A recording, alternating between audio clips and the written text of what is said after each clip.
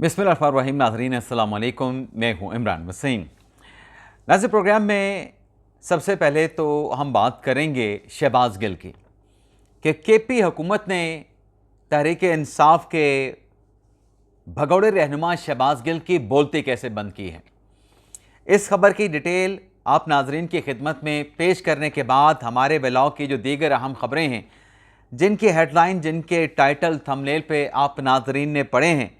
इमरान खान के साथ 48 घंटे कबल अडयाला जेल में क्या वाक़या पेश आया और जो तहरीक इंसाफ की इस्तीफ़ों की सियासत है, उस पर क्या नया धमाका तैयार है और उस धमाके को लेके कौन कौन चौंक कर या हिल के रह जाएगा। कुछ और भी अहम डिटेल्स हैं, उनकी तफसीलात भी प्रोग्राम में आगे चल के आपकी खिदमत में हम पेश करेंगे। लेकिन प्रोग्राम का आगाज़ करने से पहले आपसे दरख्वास्त के चैनल को सब्सक्राइब कर लें, बेल आइकॉन का बटन प्रेस करें। वीडियो पसंद आए तो इसे लाइक और शेयर ज़रूर कीजिएगा। नाज़रीन, तहरीक इंसाफ के भगोड़े रहनुमा शहबाज गिल की जानिब से एक खातून से मुतल्लिक जो कि साइकिल चला रही थी और उसके पीछे सिक्योरिटी की गाड़ियाँ नज़र आ रही थी, उस खातून से मुतल्लिक एक ट्वीट किया गया और सवाल ये उठाया गया कि पापा की शहज़ादी ये कौन है जो सरकार के ऊपर, जो सरकारी ख़जाना है, अवाम का ख़जाना है, उन वसाइल का इस्तेमाल कर रही है। तो शहबाज गिल साहब ने ट्वीट किया। इस पे मंसूर अली खान साहब ने भी बात की, मैंने भी बात की अपने गुज़िश्ता ब्लॉग में। लेकिन अब एक नई कहानी सामने आई है। वो कहानी नाज़रीन क्या है कि शहबाज गिल साहब, एक नई वीडियो सामने आई है जिसको देख के शहबाज गिल साहब की आंखें फारिग हो गई हैं। शहबाज गिल साहब को नज़र आना बंद हो गया है। अब वो वीडियो क्या है और किस से मुतल्लिक है? वो नाज़रीन वीडियो है केपी हुकूमत से मुतल्लिका, और ये वीडियो जो कि सोशल मीडिया पे वायरल हुई है, इसको देखने के बाद अभी तक जनाब शहबाज गिल साहब ने मुकम्मल तौर पे खामोशी अख्तियार कर रखी है। शहबाज गिल साहब अपनी केपी हुकूमत के खिलाफ मुकम्मल तौर पे लाजवाब हो चुके हैं। यानी पंजाब में अगर साइकिलिंग की एक कम्युनिटी साइकिलिंग को प्रमोट करने के लिए शाहराहों पे आते हैं, रोड्स पे आते हैं, और पुलिस की जानिब से साइकिलिंग की प्रमोशन के लिए उन्हें सिक्योरिटी फराहम की जाती है, तो शहबाज गिल साहब फौरी तौर पे उसको निशाना बनाते हैं। अब आप देखें कि केपी हुकूमत में क्या हुआ है, और शहबाज गिल साहब जो हैं वो आंखों से अंधे हो गए हैं, उन्हें नजर आना बंद हो गया है। ये नाज़रीन देखिए।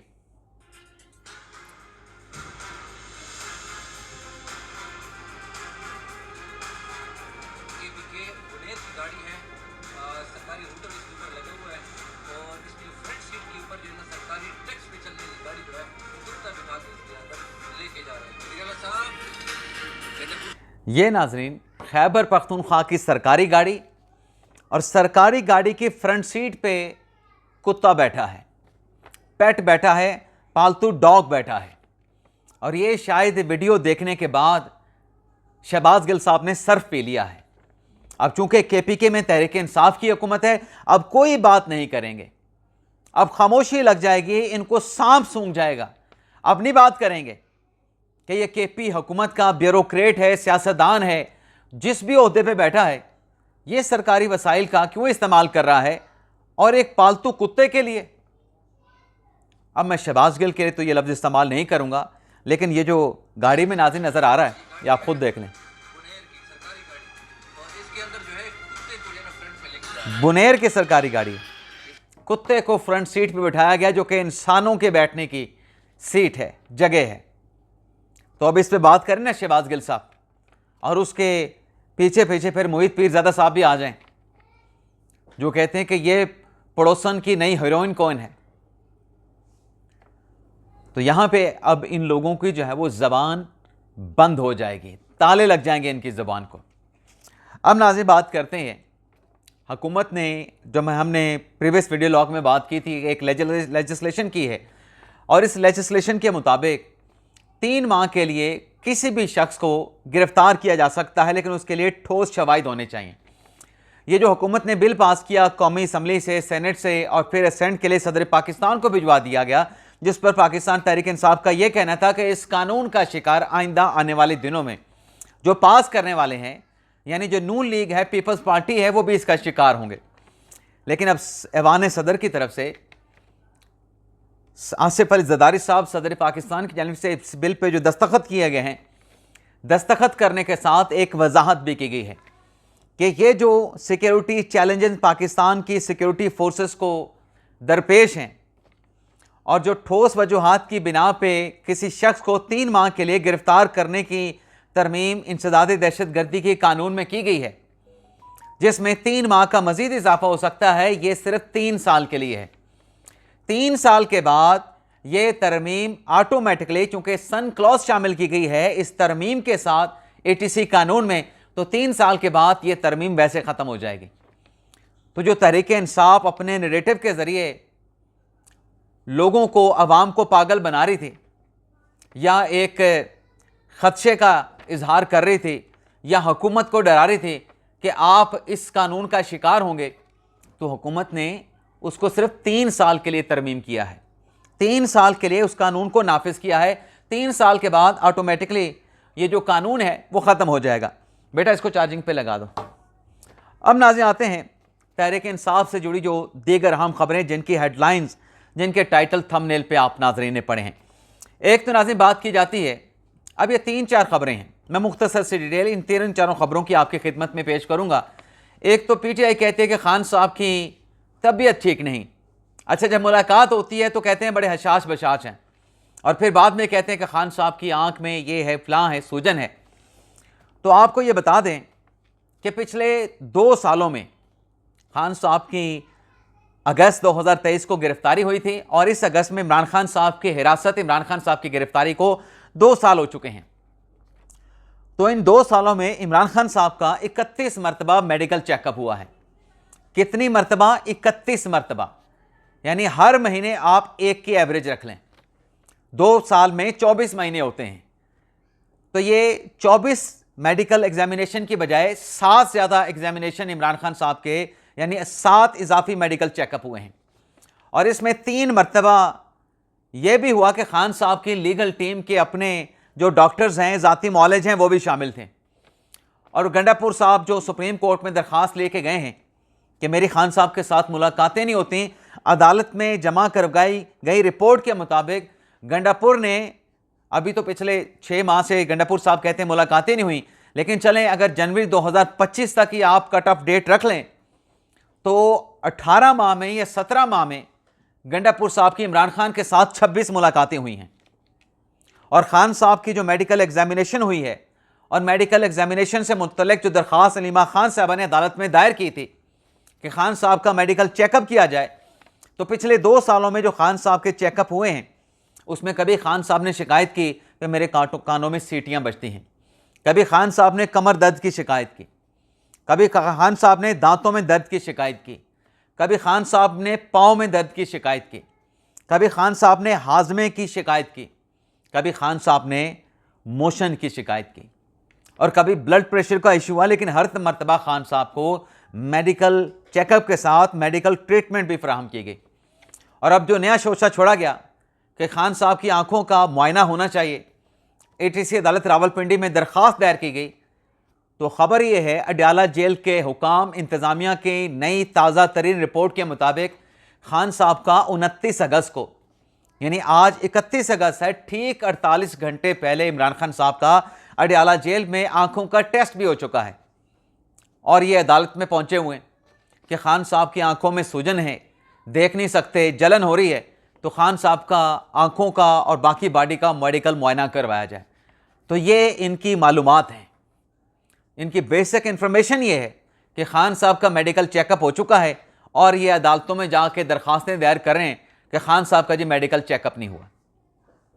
इसी तरीके से नाज़रीन, JHQ रावलपिंडी हमला केस में जो 9 मई में पाकिस्तान तहरीक इंसाफ के रहनुमा कन्विक्ट हुए हैं, सज़ा याफ्ता हुए हैं, उसमें 14 लोग जो हैं वो अदालत ने उनके जो ज़मानतें थीं, इस्तिस्ना की जो दरख्वास्तें थीं, उनको मुस्तरद करते हुए उनके वारंट जारी कर दिए थे। और वारंट भी जारी किए गए थे नाकाबिले ज़मानत। अभी तो मैं इस खबर की डिटेल आपके साथ शेयर करूंगा। फिर आपको यह भी बताना है कि वो खबर क्या है जिस पर सब चौंक जाएंगे, जो पाकिस्तान तहरीक इंसाफ की इस्तीफे की सियासत, इस्तीफे का प्लान है। तो चौंकने वाली खबर क्या है, उस पर आने से पहले आपको बताते जाएं कि जिन पीटीआई के 14 रहनुमाओं के वारंट जारी किए गए थे और अदालत ने यह हुक्म दिया था कि 3 सितंबर को इन रहनुमाओं को पेश किया जाए अदालत के सामने, तो पुलिस की जानिब से पीटीआई के 14 रहनुमा, जिसमें उमर अयूब साहब हैं, शिबली फराज साहब हैं, कमल शोजफ साहबा हैं और पीटीआई की सरकर्दा क़यादत, पीटीआई के सरकर्दा रहनुमा हैं, जिनकी गिरफ्तारी के लिए चूंकि अदालती फैसलों के बाद मफरूर हो चुके हैं, रावलपिंडी पुलिस ने टीमें तश्कील दे दी हैं। कमल शोजफ के घर रेड किया गया, लेकिन वो घर पे मौजूद ना थी। और जब ये अदालत ने इनके अरेस्ट वारंट जारी किए तो प्रोसिक्यूशन की जानिब से अदालत को ये बताया गया, अदालत में ये कहा गया कि ये तमाम लोग, जो 14 लोग गैर हाजिर हैं, इसमें पीटीआई की जो प्राइम क़यादत है, उमर अयूब जैसी, कमल शोजफ जैसी और ज़रताज गुल साहबा जैसी और जो दीगर नाम पीटीआई के जो कि GHQ रावलपिंडी हमला केस में नामजद हैं, ये 9 मई केस में सज़ा याफ्ता हो चुके हैं।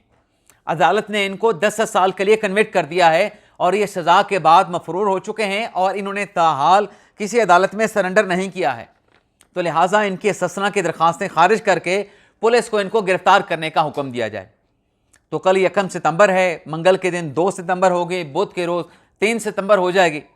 तो पुलिस किस किस को गिरफ्तार करेगी या किस किस को गिरफ्तार करने में कामयाब होगी, ये 3 सितंबर तक पता चल जाएगा। लेकिन मुझे कोई गिरफ्तारी होती हुई इसलिए नज़र नहीं आ रही क्योंकि सारे मफरूर होके खैबर पख्तूनख्वा में जाके पनाह ले चुके हैं, जिसे पाकिस्तान तहरीक इंसाफ अपना किला कहती है।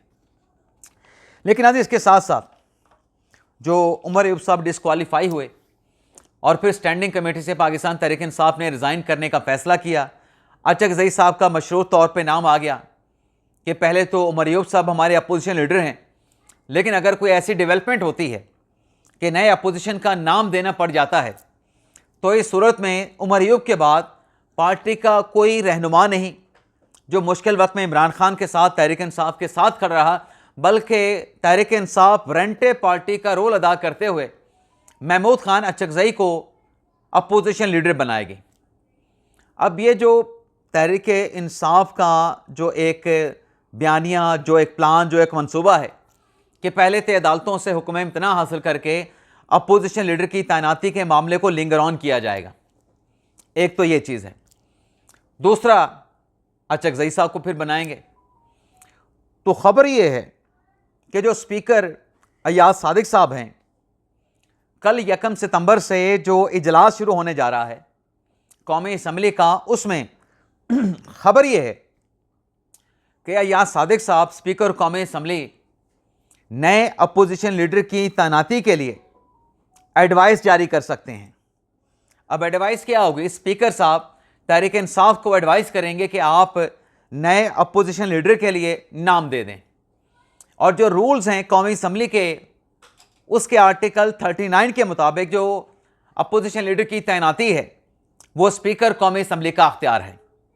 अच्छा, एक तरफ खैबर पख्तूनख्वा पेशावर हाई कोर्ट का हुक्म इम्तना भी मौजूद है और दूसरी तरफ रोज़नामा जंग के सीनियर सहाफ़ी